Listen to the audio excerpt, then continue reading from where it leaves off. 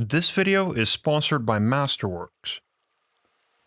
We're back with another episode of Inner Earth Conspiracies, and today we'll be digging up a treasure trove of ancient artifacts from what seemed to be an unknown culture resembling Babylon of the ancient Middle East, except these were found on the wrong hemisphere, in a deep and sprawling tunnel system beneath the Amazon jungle in Ecuador. This included massive books made of gold, gemstone-encrusted statues of gods, and even a crystal sarcophagus. In fact, this treasure was so baffling that even the astronaut Neil Armstrong led a search for it in 1976, making the first man to walk on the moon, possibly one of the first to step foot into a lost underground kingdom. This is truly an Indiana Jones type of Inner Earth conspiracy, so put on your adventuring hat and grab a torch. Hey fellow seekers, welcome. I'm Mr. Mythos. If you're a fan of strange and ancient mysteries with research so deep you're guaranteed to fall down the rabbit hole, you're in the right place. I humbly ask that you give this video a like and ding the notifications bell so you don't miss any of the rare info we'll be digging into every video. And if you love it, please share this series with a friend. This video is about ancient treasure, but for a minute let me tell you a story about another treasure, art. It's 1984, New York City. A young couple decide to buy a painting from an up-and-coming street artist to the tune of $20,000. Jump forward to 2017, and if that couple had put their money into the S&P 500 instead, they would have made $271,000. However, they sold that painting at an auction for $110 million. That street artist was Jean-Michel Basquiat. There is a ton of money flowing in the art world. However, you no longer need to be anywhere near rich to participate. That's because today's sponsor, Masterworks, has democratized this once exclusive investment by purchasing multi-million-dollar works by iconic artists like Basquiat, which you can then buy SEC qualified shares of. That's revolutionary. Masterworks then goes on to sell the art, and they know what they're doing, returning 32% to investors in 2020 and 31% in 2021. Besides the big sale, they also offer a secondary market to sell your shares to other members. In fact, I'm a proud believer and investor myself. Through Masterworks, I own shares of one of my favorite Banksy paintings, Sunflowers from Petrol Station. It's a smart way to diversify. According to a 2020 Citibank report, art has the lowest stock market correlation of any major asset class. Speaking of which, from 1995 to 2020, art prices actually beat the S&P 500 return by 174%. To get started with Masterworks, there is a waitlist, but you can skip it by clicking my link in the description. From there, just create your account, browse their art, and decide on your investment. Thanks again to Masterworks. Let's dive right into today's truly epic mystery, which begins with a set of out-of-place metal artworks gifted to a humble missionary deep in the jungles of the Amazon.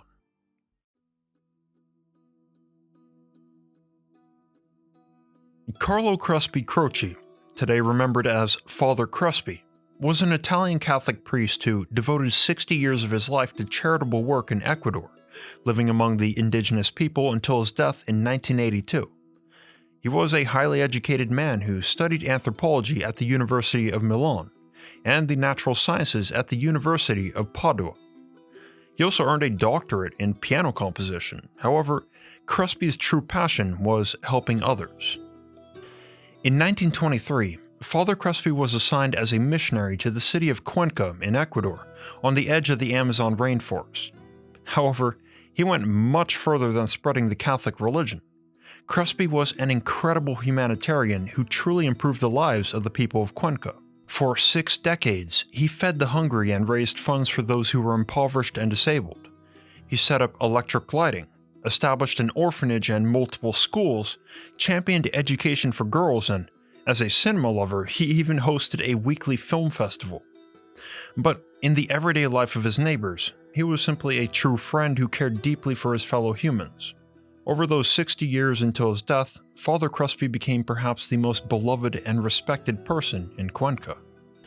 Today, in front of the Church of Maria Auxiliadora, there's a statue of Father Crespi helping a young child.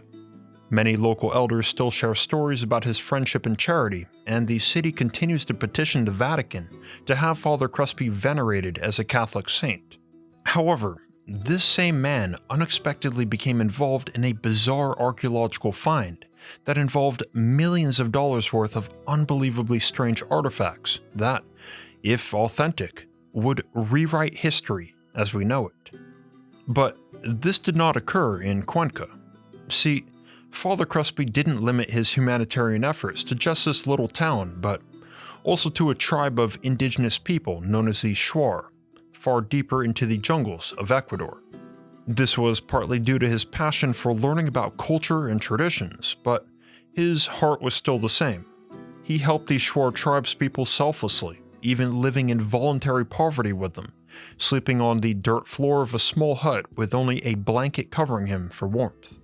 During this time, Father Crespi would actually be the first person to capture the Shuar on film in 1927, which I'll show a short clip of here. Just like the people of Cuenca, the Shuar recognized Crespi as a true and respected friend, and they went out of their way to repay his kindness in the best way they knew how, through a precious gift. However, what these tribespeople gave to him was quite unexpected. It was a golden artifact with odd markings, seemingly very ancient.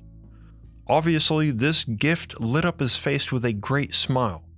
As we know, Father Crespi had no care for wealth, but he knew this was a massive gesture of trust from the tribe and also directly appealed to his anthropological interest. But his smile spoke far more than the few words of their language he had learned. The Shuar saw that it made him happy, so they brought him more and more. This included jewelry, pottery, statues of animals and gods, some made with gold and silver. But most oddly, he accumulated a collection of oversized rectangular metallic plates. To be clear, the vast majority of these metal plates were 100% fake, impressed with crude depictions by the untrained indigenous people, including recognizable symbols, wildlife, and architecture, all of clear modern Ecuadorian origin.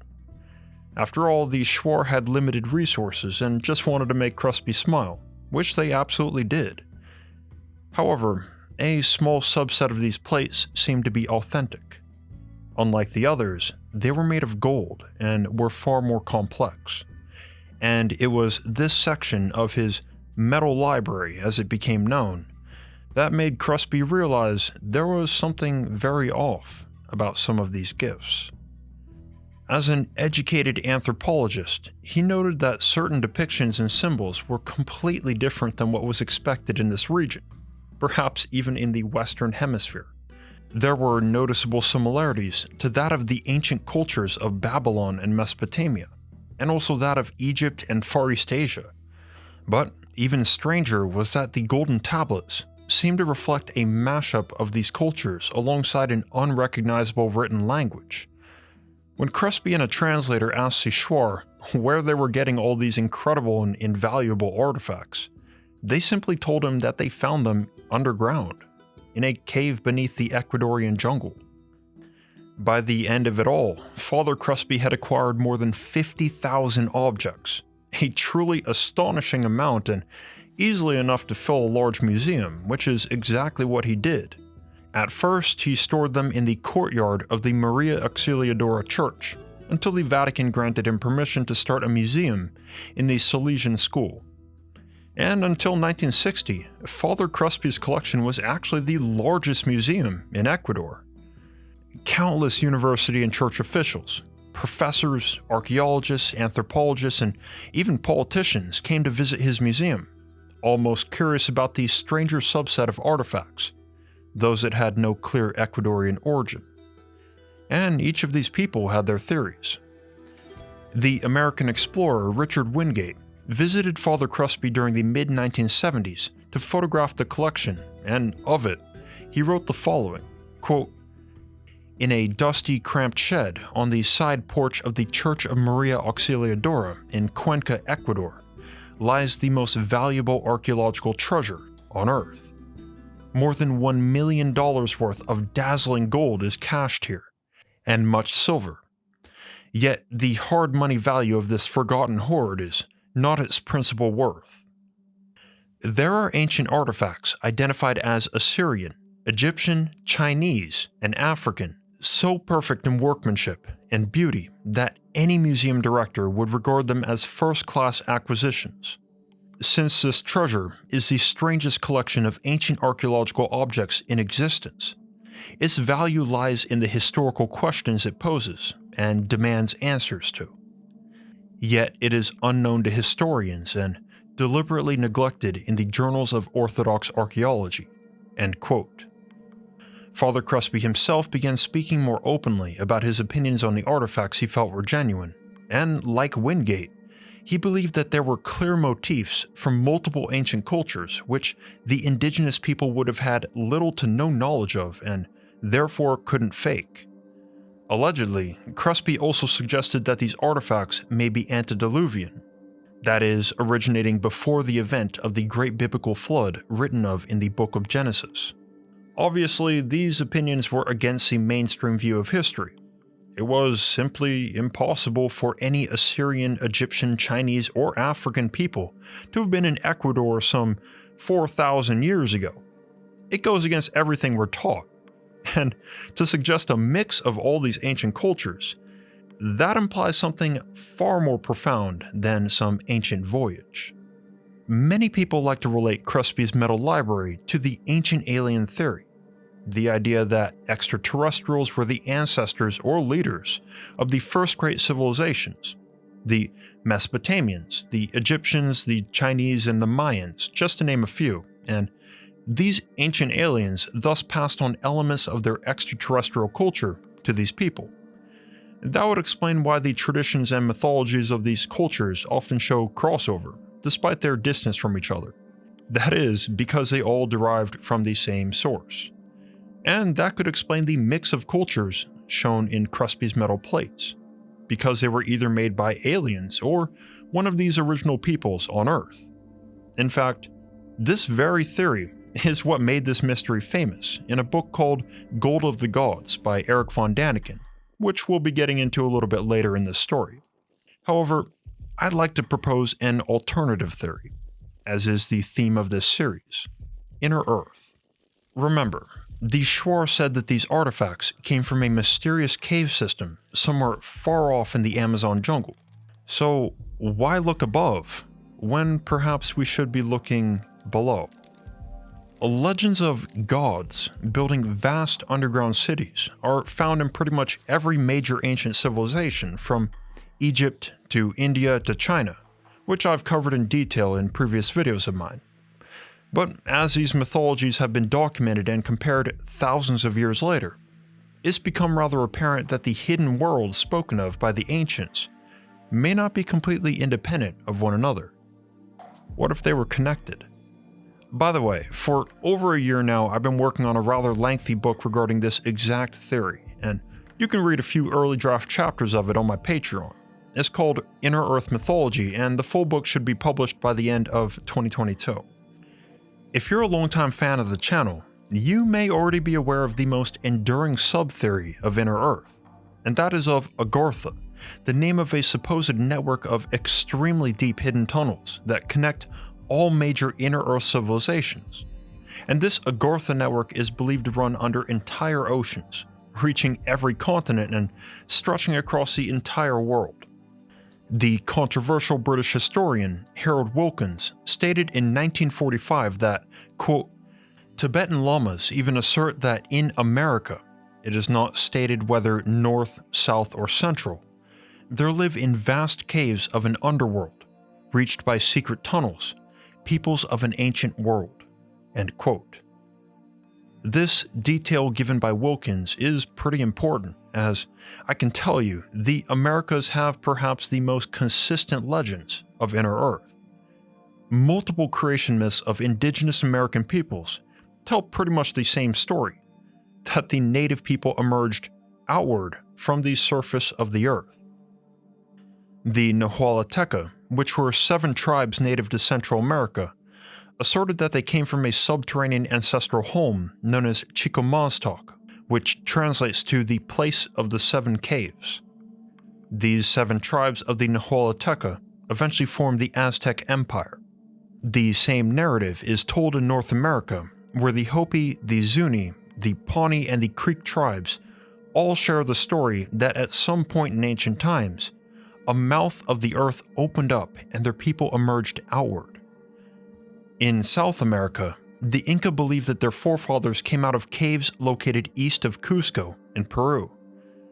And similarly, the indigenous Brazilians claimed that their ancestors exited from a massive underground world, while some of their people decided to stay back and remain beneath the earth. So, if the theory of Agartha is true, that this ancient and global underground network exists, might it also be possible that an ancient inner earth people left a library of cultural relics beneath Ecuador? That's the inner earth link here, and while it's a key to unlocking this mystery, we're just scratching the surface of the conspiracy. See, whether or not you believe in the reality of inner earth, there is no doubt that something was going on with Father Crespi's metal library. By the end of this story, you'll have learned of a string of generational tribal secrets, suspicious destruction, international government intervention, and at least one assassination associated with these artifacts. On July 19th, 1962, at 1 a.m., a sudden fire broke out in Father Crespi's museum. In the heat of it all, the humble priest managed to save many of these precious artifacts. However, many more were completely destroyed and forever lost. This same fire also destroyed Cuenca's primary school, secondary school, and the cinema theater, all of which Crespi had built.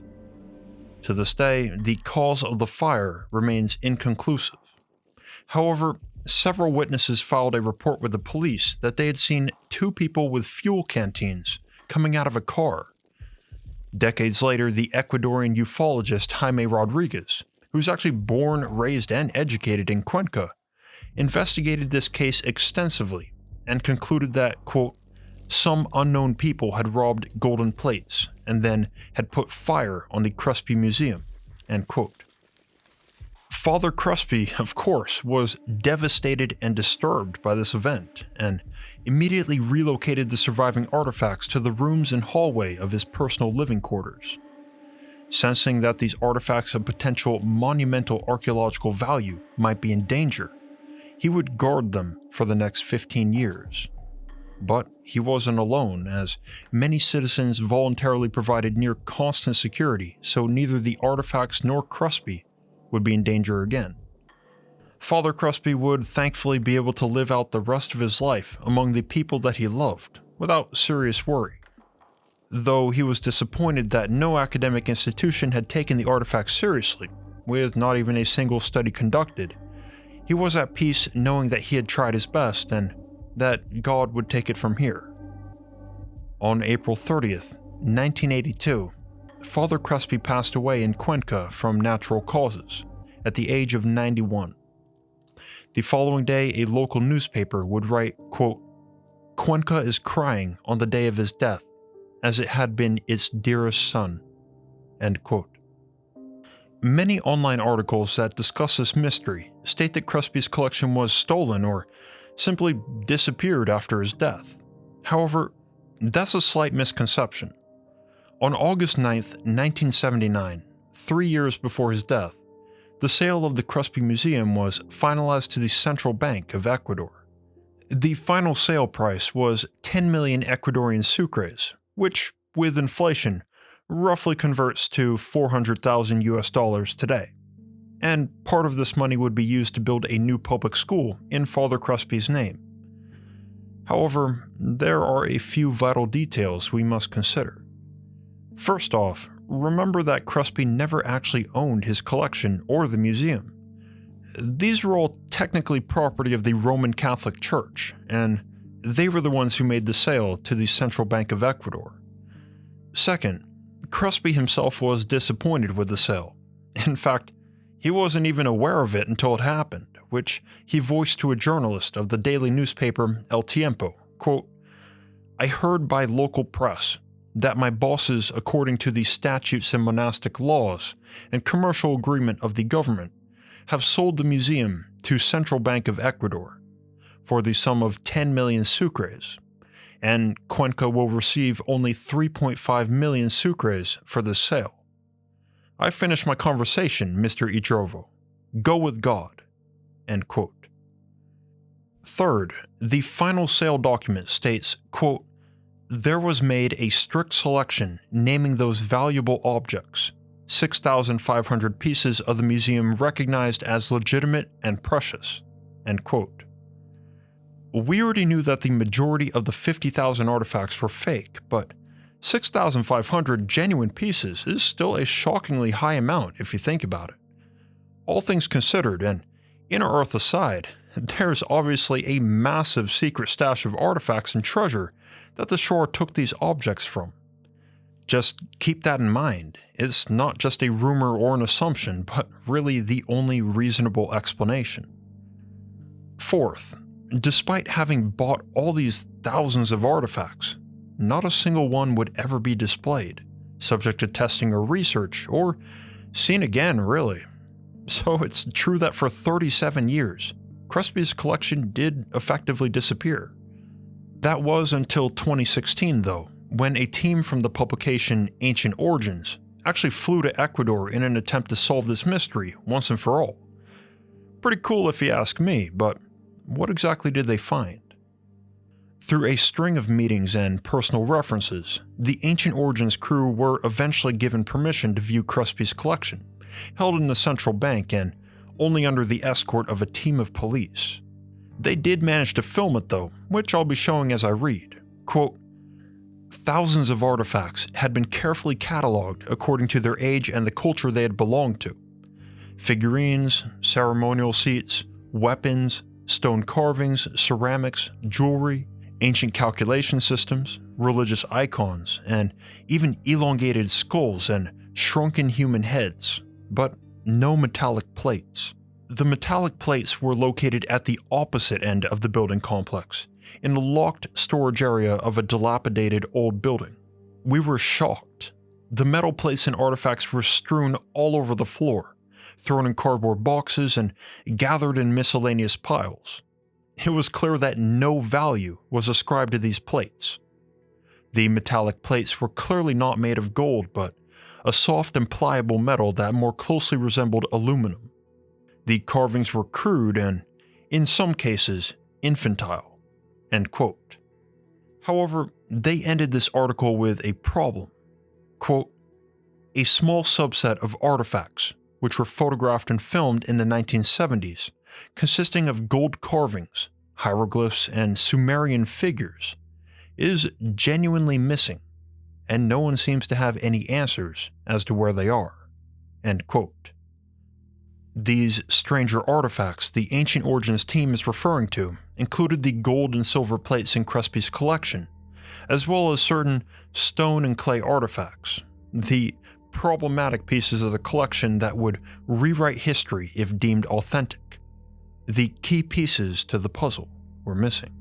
The team met with an expert on Father Crespi, a senior official at a local Cuenca university who wished to remain anonymous. According to the team's report, quote, "The official response of the expert was that these artifacts simply went missing, never to be found again. While initially he said he knew nothing about the location of the missing artifacts, later on he said that he was not authorized to talk about them. At some point during our discussion, we asked the expert about reports that the missing artifacts had been shipped to the Vatican in Italy. His response was not to deny that this took place, but to say that he was aware that pieces of art had been sent to the Vatican. It was quite clear during our conversation that there is something that someone does not want the public to know about." End quote. Father Crespi's saga was just the beginning. However, these missing artifacts are only the surface of a far more treacherous and ancient mystery. Remember how the Shoah told Father Crespi that they'd retrieved these artifacts from caves beneath the jungle? Well, though it's not clear whether they revealed the actual location to Crespi during his life, there's a pretty solid theory that the Shoah were speaking of Cueva de los Tayos, known in English as the Tayos Caves. The Tayos Caves are a vast natural underground network located beneath the rainforest-covered eastern foothills of the Andes, and the Shuar claim it as their sacred land. In fact, these Shuar openly warn that this cave system is inhabited by incredibly powerful spirits, who in ancient times granted the Shuar their role as guardians of the cave. This strict guardianship has resulted in violent conflict in the past against gold prospectors and military alike. Thus, the Ecuadorian government has opted to completely remove themselves from the area and respects it as Shuar territory. Thus, very little of the Tayos Caves has actually been officially explored. For as long as any living member of the Shuar can remember, their people have been entering the Tayos Caves using ladders made of vines through 3 known entrances, one of which is well over 200 feet deep. Having descended into the darkness, they'd light bamboo torches and proceed through networks of caverns for 2 reasons. First, to collect baby oil birds, which are called Tayos in their language, hence the name of the caves.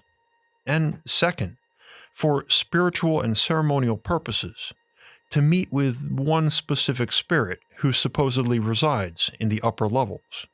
In a 1976 entry in the Diary of Juan Moritz, a treasure hunter who we'll meet soon, quote, "Their religious traditions confirm that these caves are the dwelling of their god, a supreme being praised by the first inhabitants in eastern Ecuador and their descendants.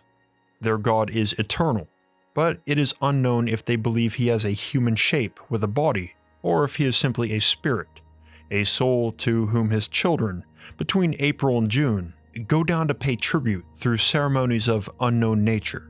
End quote.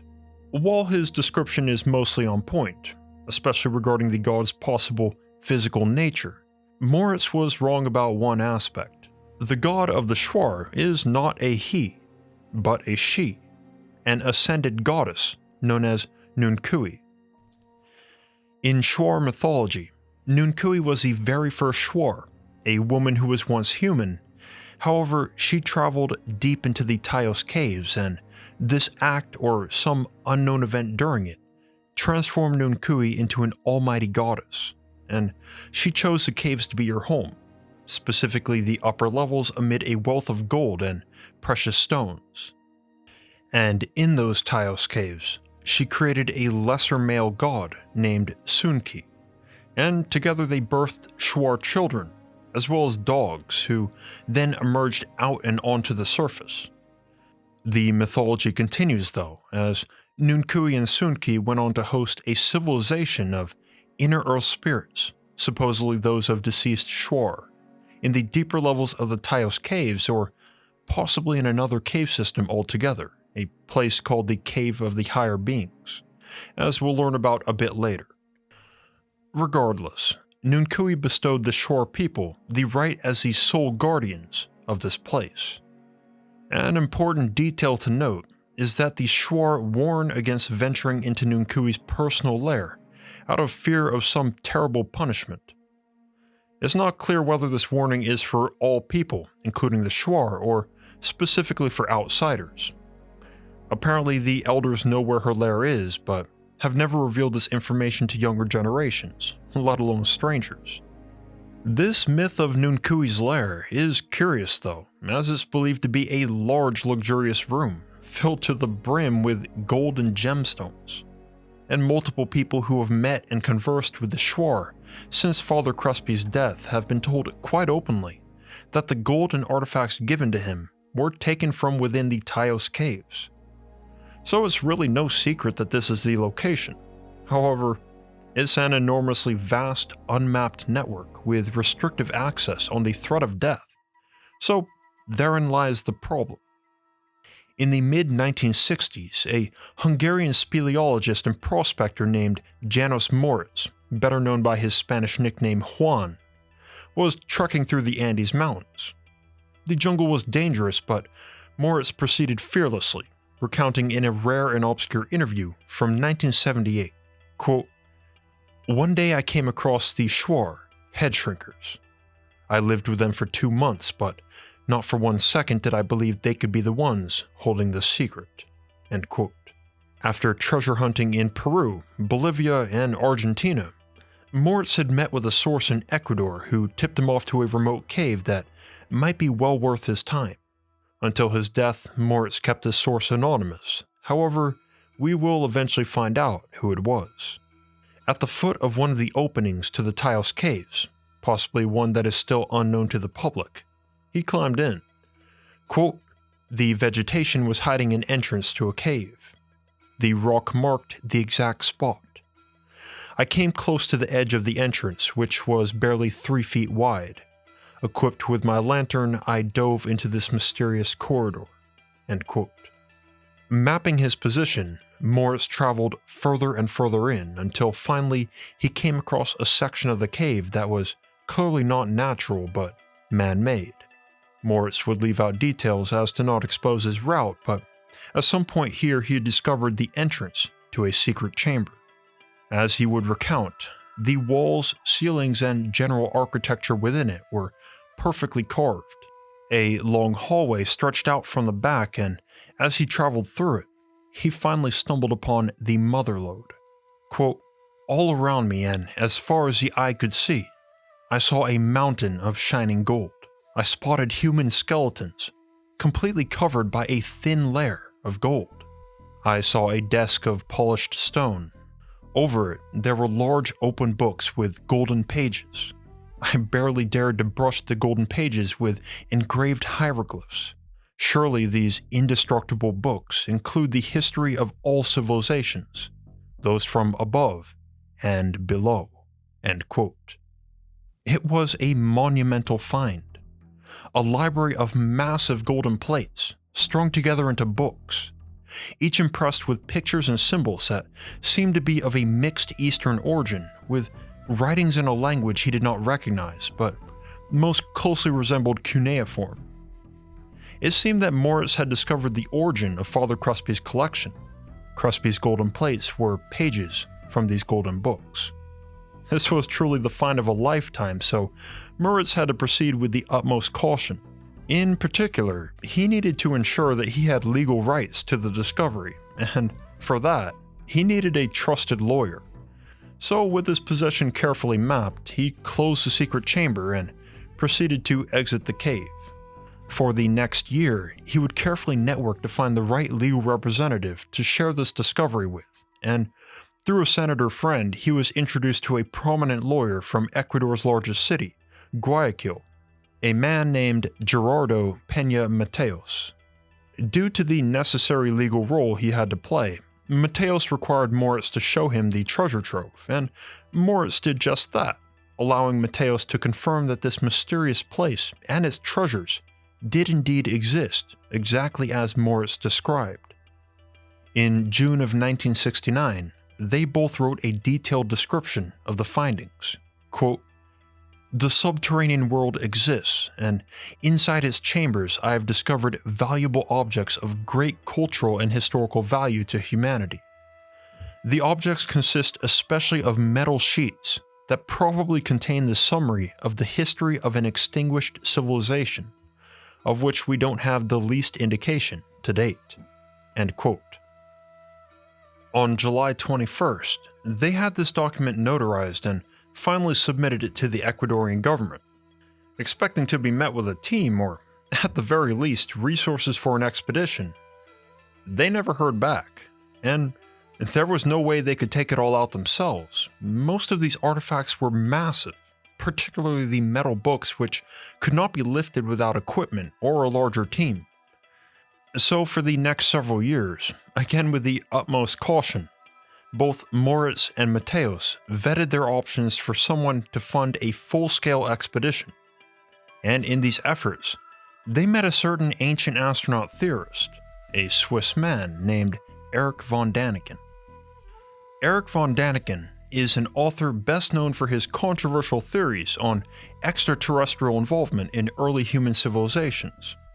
He pretty much made the ancient astronaut hypothesis mainstream with his breakthrough book, Chariots of the Gods, and today Däniken can still be seen giving enthusiastic red-faced monologues on the popular History Channel show Ancient Aliens. In 1973, though, he had released yet another bestseller titled Gold of the Gods, and in it, Daniken described an expedition he himself took through those man-made tunnels of the Tayos Caves, led by none other than Juan Moritz. In the book, he described entering this secret chamber, then marveling over the mounds and mounds of gold and impossible treasures, and particularly the metal library, which he considered to be irrefutable evidence of ancient extraterrestrial involvement on Earth. Early on, Juan Moritz had gone public that Erich von Daniken was lying. There had never been any expedition between them, and Daniken had certainly never seen the artifacts himself. Moritz revealed to the German magazine Der Spiegel that the entire thing had come from a single long conversation that they had, and that Daniken had used archival photos of Moritz. And after more than 5 million copies of Gold of the Gods had sold, Erich von Daniken came clean. Short of outright saying that he embellished the whole thing, Daniken admitted in an interview that, quote, "In German, we say a writer, if he is not writing pure science, is allowed to use some dramaturgische Effekte, some theatrical effects, and that's what I have done," end quote. Regardless of what really happened between them, Erich von Daniken had played his role. His book, Gold of the Gods, had shot Juan Moritz, Father Crespi, and the Tayos Caves to absolute fame. A wealthy, well-connected, and enthusiastic Scottish civil engineer named Stanley Hall had heard about Father Crespi's collection many years prior. Actually, he filmed it in the 70s, but it was only after reading Daniken's Gold of the Gods that he became absolutely obsessed with the implications of this impossible inner-earth treasure. According to Hall, the book sparked a, quote, personal odyssey into the heart of global enigmas, the origins of mankind, end quote. In short, Stanley Hall had made finding this metal library his life mission. Thankfully, Hall was a highly capable man. In 1973, he led the first archaeological survey of the Callanish stone circles in Scotland to great success. But this accomplishment would be nothing compared to what he did just 3 years later. In 1976, Hall organized an international expedition that would involve 120 members, including British and Ecuadorian government and military officials, British special forces, leading scientists and speleologists, 8 professional cavers, an entire film crew, and the former astronaut and the first man on the moon, Neil Armstrong, who served as the expedition's honorary president. Now, hold on. You're probably wondering, how the heck did Neil Armstrong get involved? I mean, just a few years earlier, he had literally been on the moon. According to Stanley Hall's daughter, quote, "Neil was interested in what goes on in outer space, and Dad had read von Daniken's book. My dad himself had links to the Armstrong clan. His mother was an Armstrong, and mentioned it to Neil in a letter. It was a shot in the dark, but my dad wrote, 'We are organizing this expedition to Ecuador. Would you like to come?' To his surprise, Armstrong replied, 'Yes, it would be an honor to join you,' end quote. So there you have it. Even Neil Armstrong thinks this stuff is cool. But you may have noticed there was someone missing from the participant list, and that was Juan Moritz. Now, Hall had originally proposed this expedition to Moritz. In fact, he was the very first person Hall went to. However, Moritz would only accept on the condition that he would lead the expedition. Unlike Moritz, Stanley Hall was an experienced civil engineer and project manager who was far more capable of leading a successful expedition of this magnitude. So, Hall refused. Moritz was not at all concerned though, as he was certain that he was the only one capable of reaching the treasure, and without him, it would simply be impossible.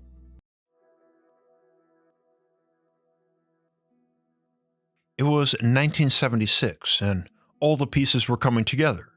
The Ecuadorian and British governments had shaken hands, a dream team of experts had signed on to the project, and even Neil Armstrong was coming. However, they still didn't know exactly where to look. So, without Moritz's help, Hall would come to rely on two certain facts. First, that Father Crespi's metal library has certainly come from Shuar territory, and second, that at least some of the Shuar knew where. Unsurprisingly, this plan to simply ask the Shuar nicely didn't really pan out. These tribespeople gave Father Crespi his gifts out of a deep love and respect for him and the many years he spent with them, and Stanley Hall and his expedition crew were complete outsiders who were not only trespassing on their territory, but also intended on invading their ancient sacred inner earth realm that they were the designated guardians of. By the way, that's why the Ecuadorian and British militaries were involved, so nobody lost their heads. After asking around with other nearby communities, Hall and his crew were repeatedly warned that none dared venture into the Tayos Caves, because rumors had it that the Shuar had been actively guarding a hidden subterranean civilization for hundreds, if not thousands of years. You might be asking, a subterranean civilization of what exactly? Would it be the powerful spirits said to inhabit the caves? Well, whatever they aren't human. In an interview given for a French book titled Les Extraterrestres, Juan Moritz recounted a specific and chilling warning he received from a Shuar elder. Quote, "He warned us of the dangers and told us the story of the intraterrestrials, just as he had learned from his father before him. The inhabitants of the caverns are gods," he said. "They have dominated the strength of the earth and the sun. They have lightning that kills, with which you can pierce through mountains. Their kingdom extends under the roots of the virgin jungle. Be careful with what your eyes will see. You must touch nothing. You must take nothing. Even if you believe you are alone, their eyes will follow you wherever you go." End quote. This warning, if authentic, is a bit scary to say the least. Whether Stanley Hall was given the same warning, though, is unknown. However, it was clear that Hall's enthusiasm for the expedition would not be dampened by rumors. The Shuar may have not been very receptive to Hall, but in a surprising turn of events, they became far more friendly when they met Neil Armstrong. Like everyone else in the world, even a somewhat remote tribe like the Shuar had heard of the moon landing, and the elders arranged a grand meeting for him to greet Armstrong as a true hero. After this, several Shuar volunteered to help and led the expedition crew to a specific entrance of the cave. And gripping on a wire ladder, down Neil Armstrong went into the darkness, finally taking his one small step onto the cave floor, the entire time being watched by silent Shuar from above. After it was all said and done, the expedition lasted 35 days until their vast resources were finally exhausted. It was both the most extensive and expensive expedition of the Tayos Caves, as well as the largest cave expedition of its time. Hall and Armstrong's team mapped almost 10 miles of this natural cave system, discovered over 300 new animal and insect species, and incredibly, they did find a multitude of man-made structures, carved tunnels, rooms, and ancient relics of great archaeological value. They even found a human body and artifacts dating back to 1500 BC, which confirmed that these caves had been frequented since truly ancient times. However, they found no treasure, and none of the recovered relics remotely resembled Father Crespi's strange collection, nor the metal library described by Juan Moritz. In a bitter disappointment, one of the lead researchers apparently voiced his frustration to a local Shuar elder, who, with a sly smile, revealed to him that Hall's team had investigated the wrong cave, and that the real cave and the location of the treasures remained the exclusive secret of the Shuar. Indeed, even Moritz's lawyer, Gerardo Mateos, would later reveal that Moritz had intentionally misled everyone to the Tayos Caves as well, including Eric von Daniken, whereas the true treasure was in a nearby but completely different cave system, a place which he called the Cave of the Higher Beings. While it seems most likely that the 1976 expedition had been deliberately deceived and directed away from the true treasure, that doesn't mean there's no conspiracy to speculate here. After all, there were two governments involved, and possibly three if you count Neil Armstrong as a representative of the US.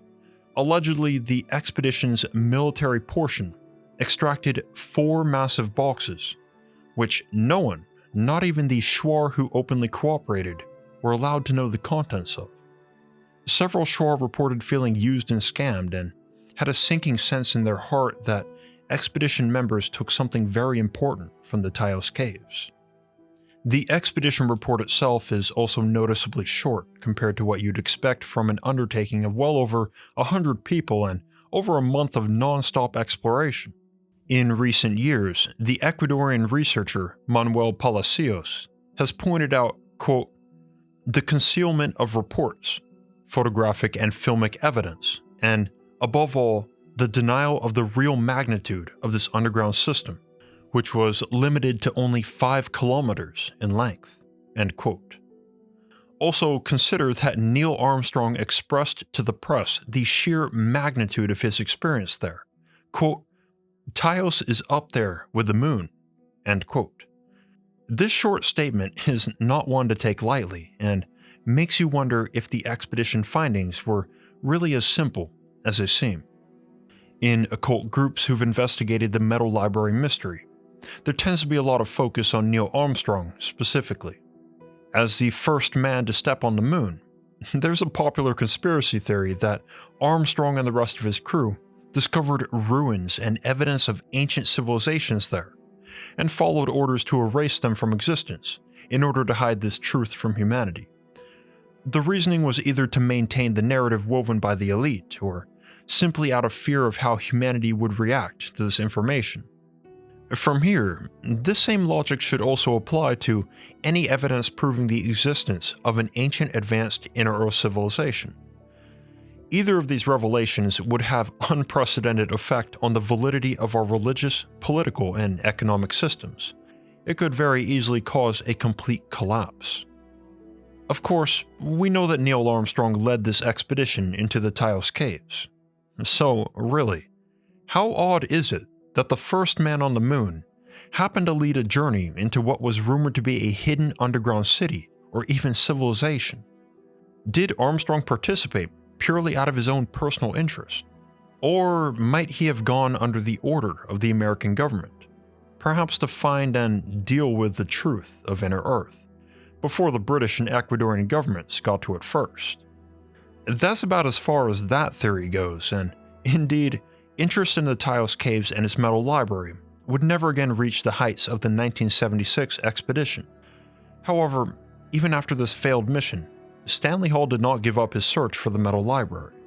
The rumor of another cave system, the Cave of the Higher Beings, was a true revelation to him and a pool of new hope.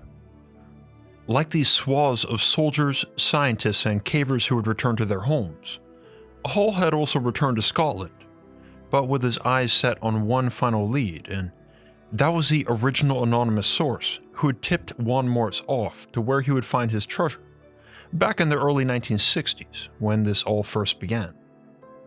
After their disagreement over the Tayos Cave expedition, Moritz and Hall's relationship had seriously dwindled, and Moritz refused to reveal any more details to Hall.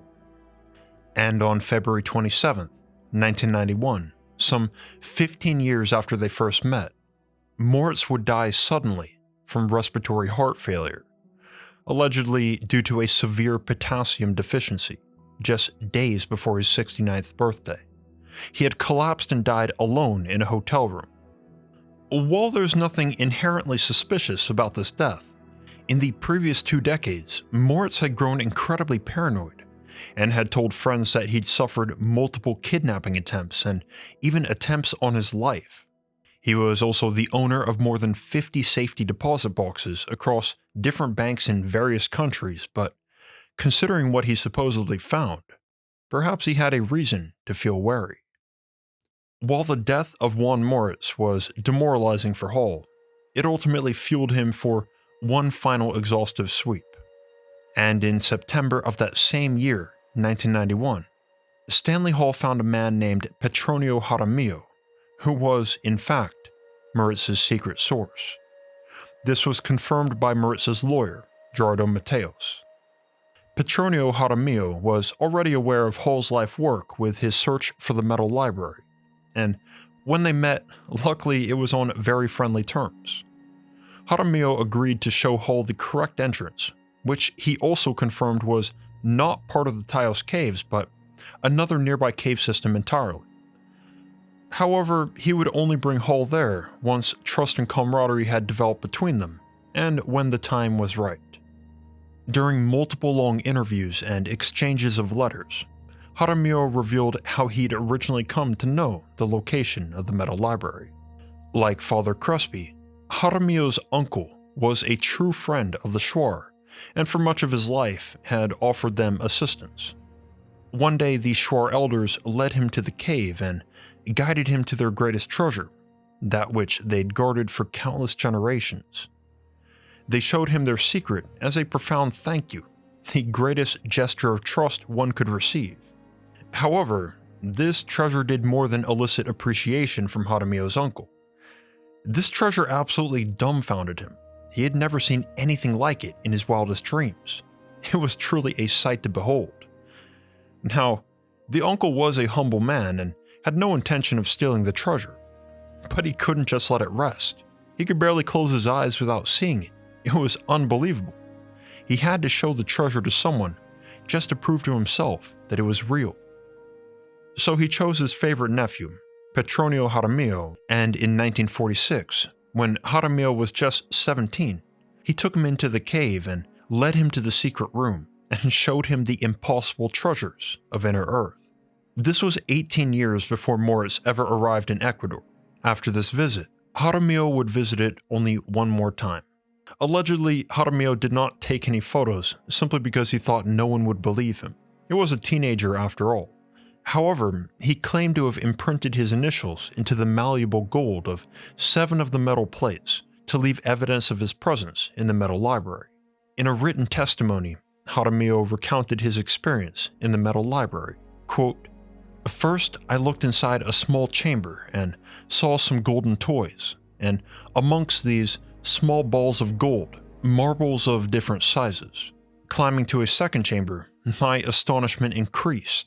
There were thousands of animal figures, cattle and horses, beetles, sparrowhawks, mastodons, reptiles, crocodiles, bullocks, rams, shrews, ostriches, hippopotami, all on pedestals made of brilliant stones of different colors, though I could not tell whether or not these were rubies, emeralds, diamonds, or sapphires, because I knew nothing about precious stones. There was a human skeleton with bones of gold lying on its back, on a bed made of crystal, but a crystal purer than the purest water. I did not know which to admire more, the crystal coffer or the skeleton. Moving to a third chamber, figures half human, half animal, as if all the mythologies had united. There were bodies with heads of hawks, with horses' feet with wings, birds with human arms and legs, hyenas with faces of princesses, of parrots, of insects, spiders with faces of women, donkeys with faces of men. They seemed to come from the distant age of Osiris, Thoth, and Anubis. Then, all of a sudden, an overwhelming sight appeared before me, unbelievable in my wildest imaginings. Entire libraries full of heavy, voluminous books. I glanced through 1 or 2 pages of opaque yellow metal. They seemed to be written by a single person in a near-perfect script. There were known symbols, crosses, circles, semicircles, squares, triangles, and stars. I saw what appeared to be mathematical formulae, geometrical, zodiacal, ecliptic, and spatial figures, in minute detail, but in signs and letters of a language unintelligible to me. There were thousands of volumes. Lifting one was like moving 100 pounds of weight. I put one onto a table of 4 legs covered in gold. Then I lifted down 7 books, but could not replace them due to the effort required. The bookshelves were covered in beaten gold. The furniture was the same. All the supports of gold, gold, gold, end quote. Returning back to 1995, by this point, Hall and Jaramillo had conducted a solid plan for their expedition, the one that would finally expose the treasure as real, the ultimate goal that Hall had labored for so long. They planned on staying in shore territory for 3 to 4 months, exploring the correct cave this time, and writing a report that involved the United Nations agency, UNESCO, in order to legitimatize their findings. However, this was 1995, and a short but violent war broke out between Ecuador and Peru, known as the Cenepa War, and Hall was forced to return to Scotland due to the dangerous political situation. And there he stayed, until 1998, when he received a call from Petronio Jaramillo's elderly mother, with disturbing news. Jaramillo had been shot to death outside of his home in Esmeraldas, in what police called a robbery gone wrong. But to this day, many believe it was a targeted assassination. After Jaramillo's murder, Hall met with Jaramillo's son multiple times, and while he further confirmed his father's story, he couldn't add any more useful information on the location of the cave. Though his chances of seeing the metal library had died with Jaramillo and Moritz, Stanley Hall continued to promote the story of the metal library beneath Ecuador up until his own death in 2008, encouraging all interested parties to find this inner earth treasure in cooperation, with preservation for the caves themselves and immense respect for the shore people, and only ever for the greater good of humanity. Today, his daughter Eileen Hall Munoz carries on his legacy, working in Ecuador as the co-director of the Tayos Project, a non-profit that collaborates with NGOs, environmentalists, and local organizations toward a protected future for the Tayos Caves. And they've done incredible work for both Tayos and the Ecuadorian rainforest. But Eileen doesn't shy away from revealing her frequent hobby of sustainable treasure seeking. After 12 years of living in the area, she still believes the metal library is somewhere beneath her feet. Today, Juan Moritz's former lawyer, Gerardo Mateos, is still a vocal proponent for his deceased client's discovery. Though he himself was a witness to the treasure trove, Moritz always obscured the path there, so the location of the cave entrance is lost for Mateos too. In a 2017 interview with Año Cero magazine, Mateos stated that, quote, "I am sure that the cave of the higher beings, with all their valuable treasures, will be found sooner or later. However, to rediscover the metal library depends on the mysterious inhabitants and guardians of the underground world. Without their consent, it would be impossible to find it." End quote. So, there you have it. One day the truth and treasures of inner earth may be discovered, but only if the gods below allow it. And perhaps that's for the best. They are the inhabitants after all. And it's comforting to know that those who still seek the treasure today do so without greed, but with the utmost respect for the natural environment and the indigenous people. In fact, where treasure hunting is Eileen's hobby, conservation of these fragile ecosystems and native cultures is her everyday mission. Some things are far more valuable than gold or even hidden truths. But as for me and you, our search for inner earth continues. I hope you enjoyed the incredible story of the Metal Library. More ancient mysteries are on the way, and if you're new, I've got a whole playlist of inner earth just for you. Just click the pop-up above my head. But for now, if you haven't seen Inner Earth Conspiracies Part 2, definitely watch that one next. Or if you're viewing in the distant future, Inner Earth Conspiracies Part 4. Thank you to my patrons for supporting. This series exists because of you, and there's a link in the description if you want to join in and help me make the next episode sooner and better. I'm Mr. Mythos. You guys are awesome. I'll see you in the next one.